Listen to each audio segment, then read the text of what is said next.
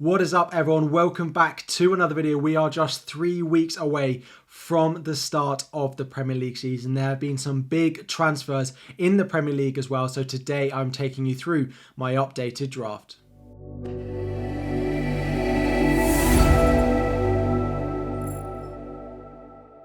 What is up, everyone? Welcome back to another video. FPL Harry here, and today we are having a look at an updated draft going into FPL Game Week 1. The season is less than a month away. Pre-season is in full swing. Today I'm going to be taking you through the changes that I have made to my first draft. Before we dive into it, please make sure you've liked the video. Please make sure you've subscribed to the channel as well. Thank you all so much for 60,000 subscribers. But let's dive in. Here is my updated draft.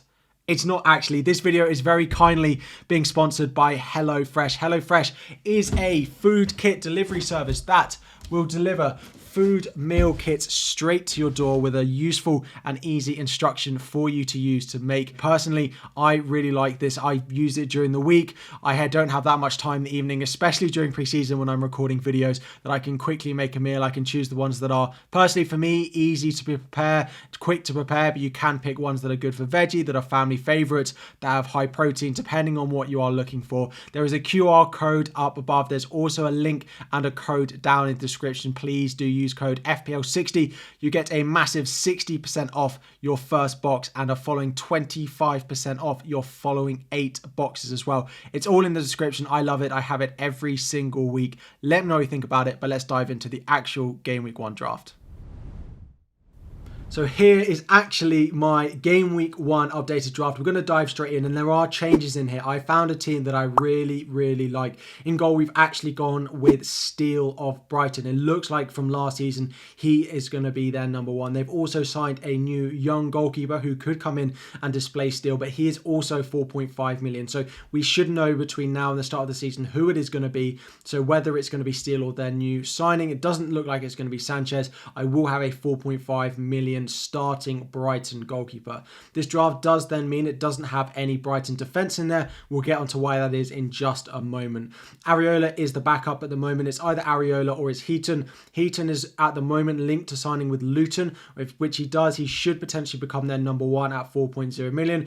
But at the moment, at time of recording, he hasn't made that transfer. So I have gone with Areola. Again, I don't think Areola is going to be first choice, but there is a chance that he does displace Fabianski at some point during the start of the season, during pre-season as well. Moving into defence, and this is where we have a little bit of a change. Trent Alexander-Arnold, of course, is in here. 8 million. He looks like he's lining up in midfield for Liverpool, not just right back inverted into midfield, but actually starting as a number 6 for Liverpool, which means the attacking threat could potentially be there, although he could be one of the more defensive-minded midfielders in there. But either way, I think he's going to have even more attacking threat in this new role, whether it's inverted from right back or in that sort of starting midfield role compared to where he was at the start of last season. So I do think he's worth the 8 million price that we have for him. Next up is Gabriel. Arsenal have a fantastic start to the season, and at 5 million, I think he's the best option we can go for. I am also considering Zinchenko. I want to see exactly how he lines up, the system that they're playing with him there, because I think he's better for sort of general attacking threat, but Gabriel has, of course, the most goal threat, so there is the higher chance for maybe a big 15-pointer from Gabriel, but I am considering Zinchenko as well. Then next in we have Luke Shaw. Luke Shaw has been in and out of my drafts. Luke Shaw is one that I really like. He was a great FPL asset last season, and I do think at 5.5 million, he is still underpriced as an FPL asset. The fixtures to start the season are mixed, some good games, some bad games, but he is good for attacking threat, taking some set pieces. He's good for clean sheet potential, and of course he's great for bonus points. Now, we are waiting on the price at time recording on Thursday evening for Onana's price at Manchester United. We have had it confirmed, both sort of unofficially and now officially by Manchester United, that Onana is a Manchester United player. I could sell Steele and Luke Shaw and go and buy Onana and a Stupinan if Onana comes in at 5 million. That will be the same pricing overall, and I think that'll be a very popular combination of players to be owning in goal and in defence. So I am keeping an eye on whether Onana comes in at 5 million, if I make that switch or not. Now, next to him is Ben Chilwell. Chelsea have just won 5-0 in their pre-season game.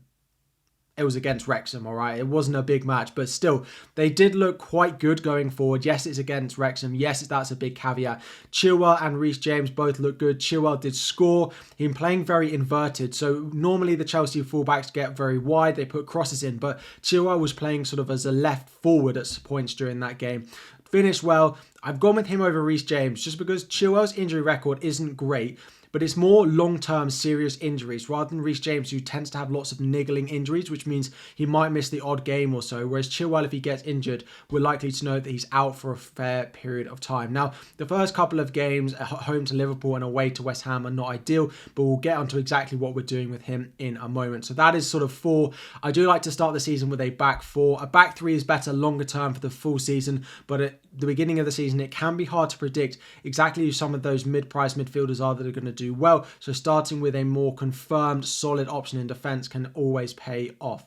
We've gone with Bell as our 4.0 defender option. Luton Town, of course, blank in game week 2, but that does mean that there is a chance that they do have an early double game week in the season. I don't plan on using my 4.0 defender at any point during the season. Really, I think this squad is good enough not to need them, but it does mean that if that double game week does come around, I am set up a little bit and have at least one option in there. Again, the fact that he's on international duty and might not be back for game week 1 doesn't really bother me.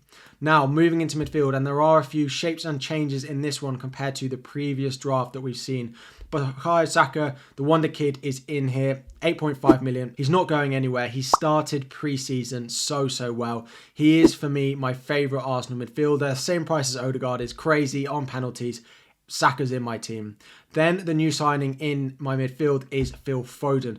Looks like Mahrez is off and is going to be leaving Manchester City and going to play in the Saudi Arabian League, which means Phil Foden at 7.5 million could be an absolute bargain. We might finally be seeing the time that Phil Foden gets the run of minutes and gets the run of starts that he deserves in the Premier League, and that will make him the FPL asset that we all know he's capable of being. We've all been there and have owned Phil Foden at drips and drabs over the past couple of years, but we've always had to sell him when he's suddenly been dropped. If Mahrez goes, that rotation risk is much lower, and I think he's a fantastic option given the way that Manchester City do start the season in terms of their fixtures. Mbeumo is in here. I personally think Mbeumo is a better option than Mitoma, just because Mitoma will have Europe further down the line. He will rotate a little bit more with the amount of players that they've got, whereas Mbeumo doesn't have that competition of places at the moment. I am keeping an eye on how Brentford line up. They have also got a cheap 5.5 million striker, plus they have Visa in there as well. A potential couple of changes, but at the moment, Mbeumo is on there, on some set pieces, on penalties as well, most likely. Then we have Marcus Rashford, 9 million. I think he's worth the 0.5 over Bruno Fernandes. We're unsure exactly on how Bruno Fernandes and Mason Mount are exactly going to fit into that Manchester United team, whether we'll see a slightly deeper Bruno Fernandes with Mason Mount given a bit of a free role, whether we'll see it the other way around. Maybe Mount won't even start for Manchester United, but I know what we're going to get from Marcus Rashford. The threat he has, not going to be on penalties with Fernandes likely taking them, but still think Rashford is worth the 9 million. And final midfielder we have is Enciso. The more I look at it, the more I see how Enciso performed at the end of the last season, the more I think that Enciso is going to start the season as first choice. Now, do I think he's going to play 90 minutes every game? No. Do I need him to play 90 minutes every game? Not really. His points per start, his points per 90 minutes are better than March. They're better than Mitoma. They're better than a lot of those other midfielders in and around that price, and I do really like him. Now, don't get me wrong. If I had the million in the bank, would I upgrade Enciso to Mitoma? Probably, but I don't think it's a bad place to go and rotate and go and save a little bit of money and save $1 million than I have here. Now, the good thing and the reason that I don't mind saving that little bit of money for Enciso, the first 3 fixtures for Brighton are fantastic. They are some of the best in the league. They have Luton at home, Wolves away, West Ham at home. However, after that, they go on an awful run of fixtures, and people with Mitoma will be thinking, do I want to keep him for that run? Whereas Enciso is much easier to bench if I don't decide to start him every single week, or if he's a rotation risk in terms of his minutes, because he's only 5.5 million.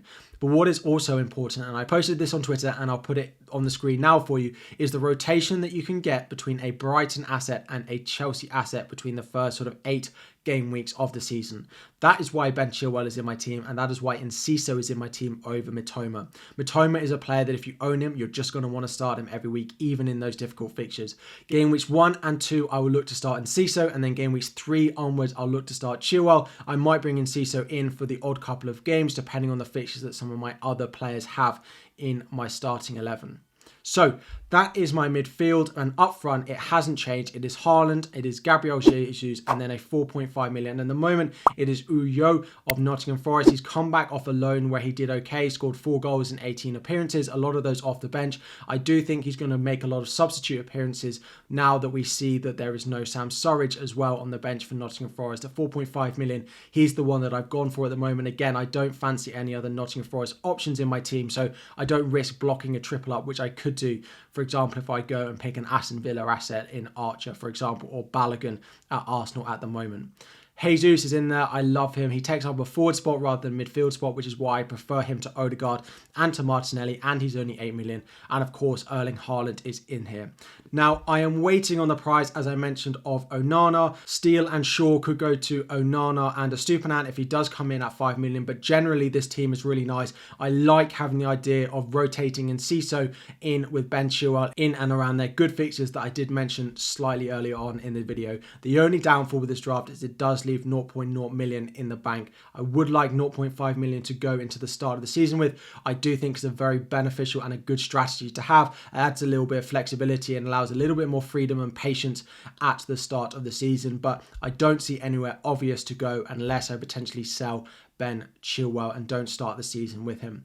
But this is my updated Game Week 1 draft. Let me know what you think of it. Let me know what you think of having Chilwell in there. Let me know what you think about Chelsea in general. Ask any questions you have in the comment section down below about your team.